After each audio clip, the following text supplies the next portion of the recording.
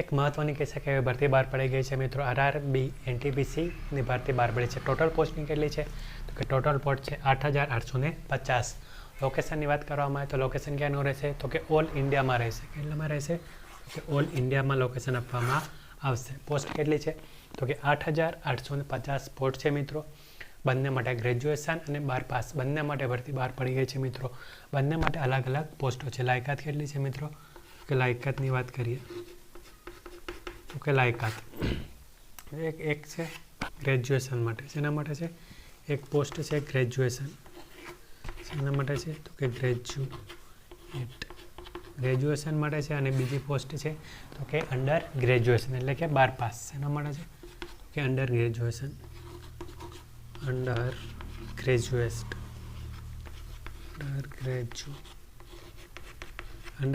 એટલે શું થશે મિત્રો? કે 12 પાસ. અંડર ગ્રેજ્યુએટનો મતલબ થશે 12 પાસ. તો કે ગ્રેજ્યુએશન અને અંડર ગ્રેજ્યુએશન બંને અલગ અલગ પોસ્ટો આવી ગઈ છે મિત્રો. તો કે ગ્રેજ્યુએશન માટે કેટલી પોસ્ટ છે? તો કે ગ્રેજ્યુએશન માટેની પોસ્ટ છે મિત્રો કેટલી છે? તો કે 5808. કેટલી છે? તો કે 5808 પોસ્ટ છે. ગ્રેજ્યુએશન કરેલો છે એના માટે કેટલી પોસ્ટ છે? તો કે 5808 છે.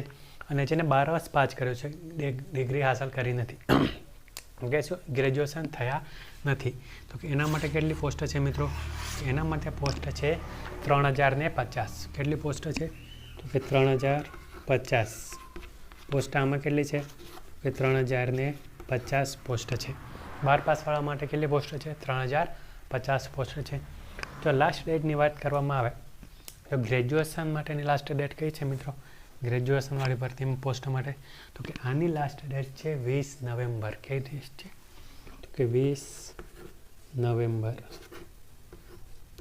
નવેમ્બર છે. અને અંડર ગ્રેજ્યુએશન માટેની જે પોસ્ટ છે એના માટેની કેટલી છે? તો કે એના માટે 27 નવેમ્બર છે. કેટલી?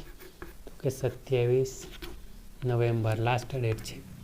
અંડર ગ્રેજ્યુએશન માટે 27 નવેમ્બર અને ગ્રેજ્યુએશનની પોસ્ટ ગ્રેજ્યુએશન માટેની જે પોસ્ટ છે એના માટે છે 20 નવેમ્બર લાસ્ટ ડેટ છે મિત્રો. જો ફીની આપણે વાત કરવામાં આવે તો કે SC/ST માટે કઈ ફી છે? SC/ST ફીની આપણે વાત કરીએ, શેની વાત કરવાની? તો કે ફીની વાત કરવામાં આવે તો કે જનરલ માટે છે. જનરલ, OBC, જનરલ, OBC અને EWS. આના માટે કેટલી ફી છે? આના માટે ફી છે 500 રૂપિયા. કેટલી છે? તો કે 500 રૂપિયા ફી છે જનરલ લોકો. અને SC/ST માટે કેટલી છે?